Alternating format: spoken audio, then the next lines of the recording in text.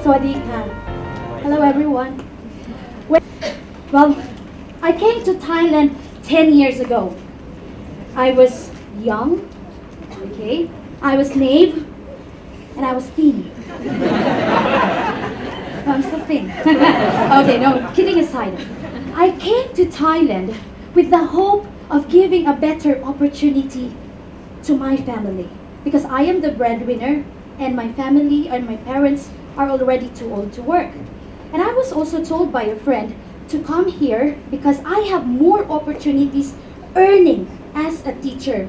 And at the same time, I could enhance my skills in teaching English as the second language. I never really thought that I would stay in this country for 10 years.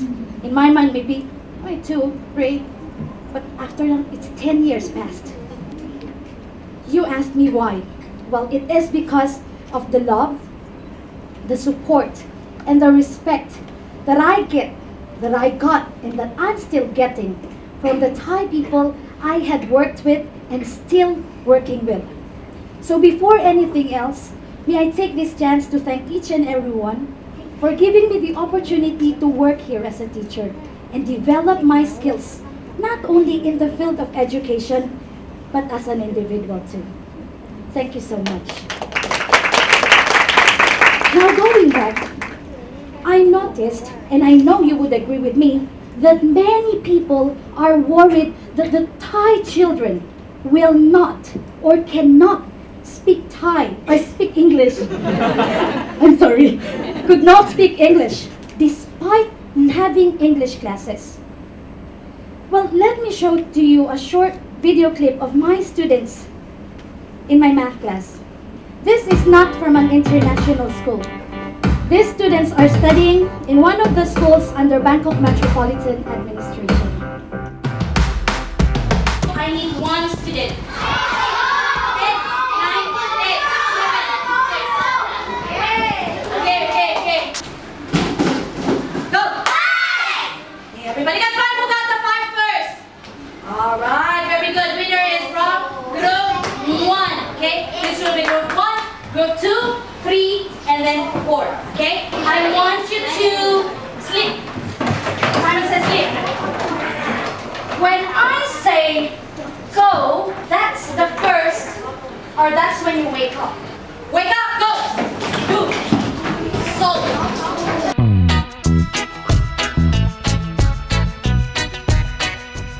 What do I have? I have 90.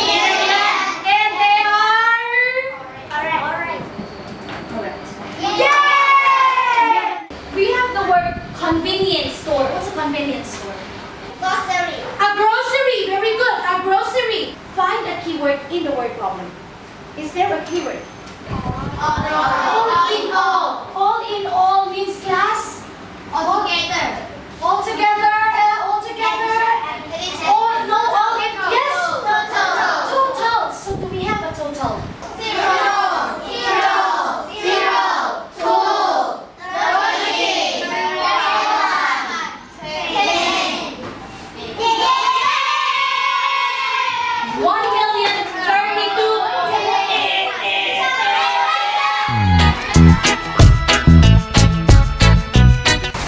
to study with Teacher Leny because she teach fun, she teach very well, and she teach clearly. Teacher Leny teach us step by step in English. When I cannot understand, Teacher Leny will make a game that we can understand. Teacher Leny teaches us very fun and have many techniques, and it's very easy to memorize. I like to study math with her because she teaches the step and how to solve the problem. I want Teacher Leny to be our teacher forever. I love Teacher Leny so very much. I love Teacher Leny most in the world.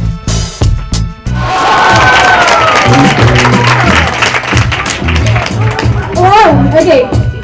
This is the first time actually that I'm seeing this video. They did not show it to me. And I have to control myself from crying now. Okay, thank you very much for the very nice and very heartwarming. Okay, so the students you've seen could not actually speak English 4 years ago.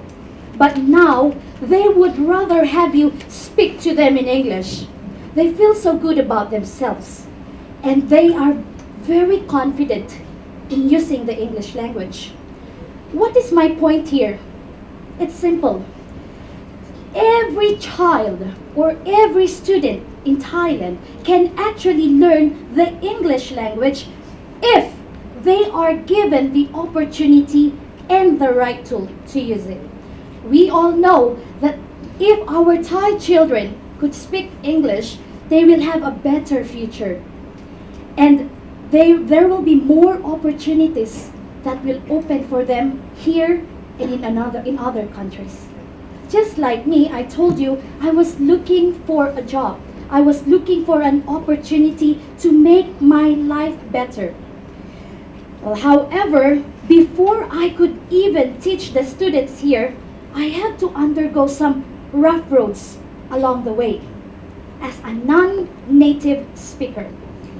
I remember the first school I applied to. I walked in. I was so confident. I was a graduate of education, and I had taught ESL in the Philippines. So I was so confident when I walked in, and then I gave my application. The lady in the office said, "No, we do not employ non-native speaker. We employ native speakers only." Well, what to do? Okay, so I kept looking for another job, or just kept walking into schools. And then I went to an internet, to a site, a website, wherein they would post teachers' job, okay? So from the first post that I saw, it stated there, the school posted, "We are in need of a teacher." And then below, "Native speakers only," which I am not. So I went to the next post. The same. "We are in need of a primary teacher." And then below, "Native speakers only. Non-native speakers need not apply." And that's in bold letter. Okay? Wow. So I just kept scrolling. Okay. And then I saw a post. "Native speakers and non-native speakers are welcome to apply." And that's good, right? So I kept looking at the requirements. And then the last part, the salary. Native speakers, 40,000 to 60,000 baht. Non-native speakers, 15,000 to 20,000 baht. And it would depend on the experience. Tough one. But my luck came. A school called me and asked me to report for an interview. I got the job. But the thing there was, I was offered a low salary. You asked me, did you get the job? Did you take it? Yes. Because at that time, I was already running out of money. And I know that I needed an experience as a teacher. So I took the job, bearing in mind that beggars can't be choosers. And at that time, I felt like I was a beggar. So from that school, I went to another school, then to another school, and then to another school after that, and then to another school after that, into another school, into another school. I know, that's a lot. But I won't talk about that this time. I would like to share with you a very heartbreaking experience that I had. It was my first day in that school, and I was introduced as the new foreign teacher. So the moment I got off the stage, I heard a mother said she did not like me to teach her child. She wanted the white guy who used to teach in that school. And later on, I found out that he wasn't even a native speaker himself. Ouch! I have to admit, I got hurt. I started to doubt myself and ask my decision, did I do or did I make the right decision coming to Thailand? But don't get me wrong. Despite of all those not so good experiences, I'm still thankful because I learned so much from it. I learned about the culture of my students. I learned about their background. I learned more methods that I could use to improve my teaching technique. And then I learned something very, very important. I learned that I am going to be a teacher for a very long time. And that I'm going to be in this position, this profession for a very long time. Because I love every moment looking at my students, looking at me, waiting with their mouth open. What's the next thing I'm going to teach them? Well, as of now, I'm teaching English and, as you've seen, mathematics. And I only have but one rule for myself as a teacher, and that is to be firm, but to be kind. If I may say it again, that is to be firm, but be kind. We know that the students nowadays are a lot wiser and bolder. They will tell you and show you that whether they like what they're learning from you or not. They just, you know that look, okay? And some would even come to you and say, "Sir, play, only play." Woo! Okay, of course that can't be. I have to tell my students there is a time for everything. So what do? I set rules. And if one of this rule is violated, my students know that there is a consequence for that. Maybe you would ask me, do you punish your students? Yes, of course. Who is the teacher who has not punished a student? I punish my students in the sense that I give a lot of homework on Friday or the long weekend, and they hate it. I give 30 to 40 vocabulary and spelling words, other than the usual 10, 20 words that we have in a week. And I also ask them to write a journal entry every day for a week or for a month. Or you might say, "Oh, Minnie, no, it's not all punishments in my class. I also give reinforcements.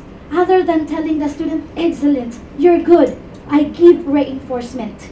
I give a sticker, a stamp, a piece of candy, an eraser, or sometimes ice cream during lunchtime, okay? If they're really doing very well, okay? To you and to me, these things are nothing. It's cheap, right? But to the students, these things becomes of great value because it came from the teacher. So everybody says, when you give it to the student, oh, you know that look, okay, from the kids, and the one who gets it, okay, but it's just a piece of candy, okay? So other than that, I always remind myself, Leny, your students are only 9 and 10 years old. They are just kids. You have to be kind. You need to be kind. I had been a kid once myself. And I remember it was a lot easier for me to learn from a kind and a fun teacher rather than the mean one or the strict one, right? So how do I show my kindness to my students? Easy. Make every day, every learning fun for the students. Well, I want to see my kids, leaving the classroom smiling or laughing about the topic we've just had. Well, but that's not easy in math, okay? Math can be a terrifying, very terrifying subject for them. So what do I do as a teacher? I have to come up with strategies and techniques. We as teachers believe that we could not use one approach alone. So what do we do? What do I do? If I have to combine conventional with non-conventional approach just to make the students learn, then so be it. If I have to run from this corner of the room to the other corner just for my students to understand me, then I would. If I have to look silly in front of my students just to get them focused, not on me, but on what I'm trying to say, then so be it. And one thing, the most important thing that you could, if I could say synonymous, almost synonymous to fun, is the word play. Let the children play. Play in the sense that the classroom will not become a jungle and the kids become monkeys. No, no, no, no. Play in the sense that the students will learn and have fun at the same time. What I usually do is I take the fast learners and the students who are having difficulty to be in one group. And from there, the kids could start interacting. The students learn from their teachers and their parents. But one thing we should never forget, our children can learn fast or can learn from their friends too. Right? So I could go on and on talking about the methods I've used. One day wouldn't be enough. All I'm trying to say is we as teachers should not be afraid to come up with strategies, to come up with methods that would help our students and learn. We should not, what if this doesn't work? Or what if this makes the lesson harder? What if my students couldn't understand it? Stop the what if. Try. Give it a shot. I remember a friend who once asked me, what joy do you get from teaching? I have a lot of answers to that.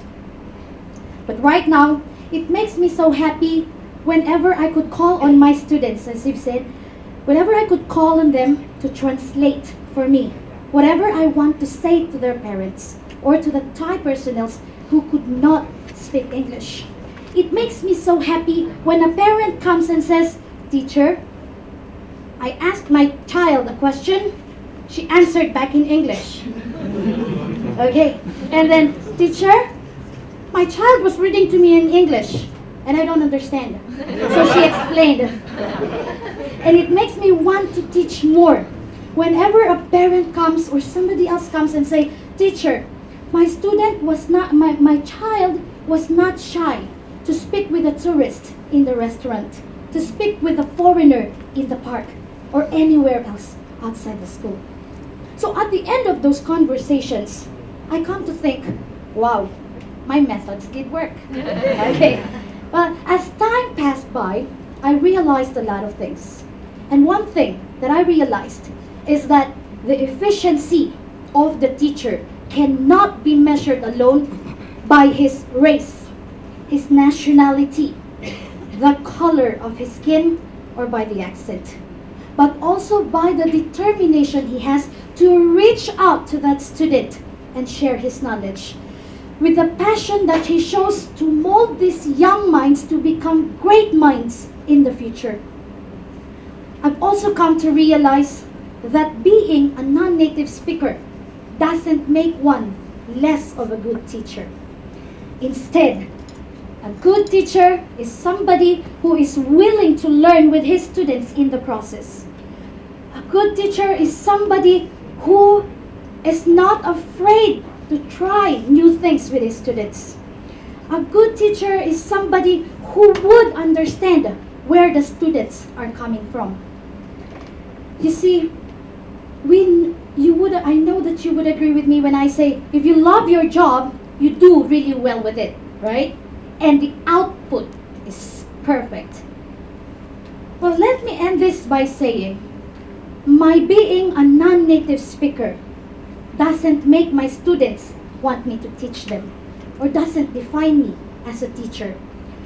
Being myself and loving and showing to my kids that I am sincere when I teach them makes me the teacher that they need.